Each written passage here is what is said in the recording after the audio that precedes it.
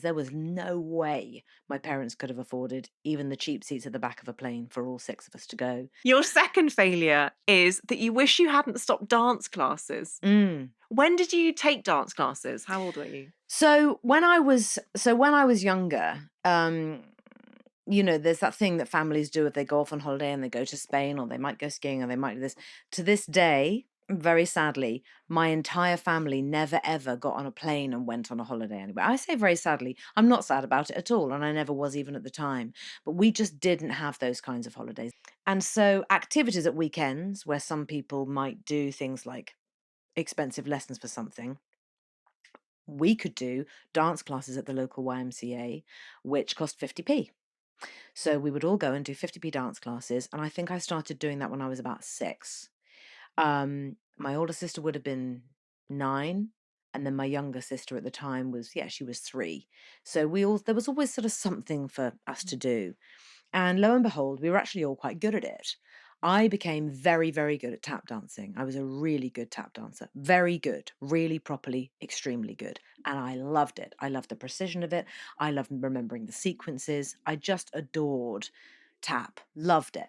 And you have to be light on your feet. And you also have to be very in your body as well to be a dancer. You have to be extremely in touch with your physical self and use your physical self to express different forms of emotion when you're not using words. You're using your body or your feet. And so I just did it for years. I really did it a lot between the age of 11 and 16. And of course, the one thing that I didn't think about or didn't realize that was happening to me as I was doing so many hours of dance every week was that I was so fit. I was so strong. And so I was much more flexible than I am now as well. And I left school and I just sort of stopped. Um, and I think it was probably because I just had to get a job and I had to be in the world and I had to, as you said in your lovely introduction, I did have to earn the money for the train fares to go to London for audition. So I just had to carry on. Um, and of course, at that point, dance classes probably did cost like £3.50 rather than just Mm. 50p. There was no way I could do that when I needed that money for the auditions. So I feel sad because there is a certain level of fitness that a dancer who's danced all their lives really does have that I envy. Um, and I don't want my body to break. I don't want it to break down. I don't want to get injured. So for me now, exercise, the occasions when I have enough time to really do it, exercise for me is not actually about looking a certain way. It's about not getting injured, so I don't hurt myself in my life. Because I always want to swim in the cold water and I always want to be able to hike for 5 hours. I always want to be able to give my son a piggyback, even though he's 10 and it kind of hurts now. Um, and I always want to be able to carry my own stuff, carry my own luggage. Um, those things matter. And physical fitness when you're filming is really important because the stamina you have to have is, people don't really believe it. It does look so glamorous, I know. But my goodness gracious me, we are up at 3:30 in the morning sometimes and in the car on the way to work at 4:10. And I still feel excited by that. I still get up with the feeling of, God, it's like having a secret. I love it. I just love it. But then you'll go to work and you'll sit in hair and makeup and you will be on set filming by 7:30 a.m. and you'll shoot till 7:30 p.m. And then you go home and you quickly hurry up and have some dinner and do the things you need to do and learn your lines and, be ready, go to sleep and wake up at 3:30 the next morning and do it all again. And on the regime last year, for example, we had a 106-day shoot and I was in almost everything. So you have to have resilience and stamina. And a lot of that does come with just making sure that you're fit and well.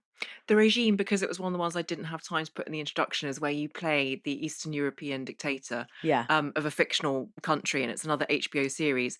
But so when you're filming, you don't have time to exercise, presumably. Sometimes you do and sometimes you don't. It does just depend on actually the size of the role and the length of the shoot. And funnily enough, I found on the regime we had a lot of really tight costumes, which was weird for me because I don't sort of wear my body like that. Mm. I don't kind of wear those sort of things anymore. I don't know why. why. I just kind of morphed away from that. But so that was quite weird. I was like, oh God, all these tight things I might rip and blimey, okay. And sometimes having to be quite physically active in these costumes. But so I did think to myself, I probably should be exercising more. And I just didn't have time. And any time I'd try and do like a really great power yoga on a Sunday or something, I'd put a rib out, or I'd hurt my neck, or something. Um, and I was one of those things I just had to go easy on myself and let it go. I was just like, it doesn't matter. Just it's more important that you don't feel in pain at work. Just leave it. Just leave it. You got to just learn your lines, go to work, do your job, go home, do it all over again. I want to come back to the tap dancing because I wanted to be a tap dancer Oh, it's when I was so younger. good. Never took a lesson, but just in So my much head, it looked fun. so cool. Yeah. But I want to come back to that. Is it true that you like to play pranks on set? Um, don't know if I play pranks on set. Okay. Why? Something Is there it's an something I read example? online somewhere, so I was just wondering if it was true. No, I don't really tend to play pranks on set. Whilst we're busting myths, is it Yeah. true that you turned down the lead role in Shakespeare in Love?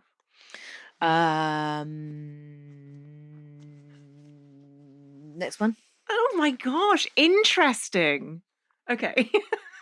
Next one, back to tap dancing. Back to tap dancing. So, do you watch Fred Astaire and Ginger Rogers movies? I have to, yeah, I have done, absolutely. Oh my God. I mean, there's nothing like it. And Cary Grant, I mean, oh, Oh, it's just nuts. would you ever take it up again?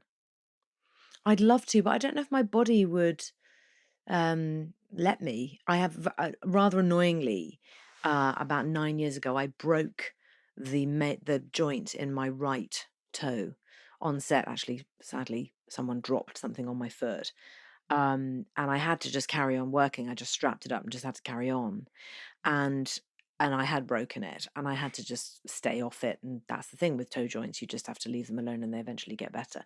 And lo and behold, about 4 years ago, it just permanently was hurting, and I thought, oh. And so I had an X-ray, and they said, yeah, that's you have got osteoarthritis in that joint. And so the joint itself locks out at a certain point. So there's a lot I can't do. So tap dancing, for I still have my tap shoes, they're beautiful. Mm. Um, but there's a lot that I can't do because I just actually can't get up high enough on my toes to be as light as you need to be to tap. But I do love it. I do love it. I hope you enjoyed that video. Be sure to check out the full episode of How to Fail wherever you get your podcasts. And also make sure you're following us on social media for all the latest updates.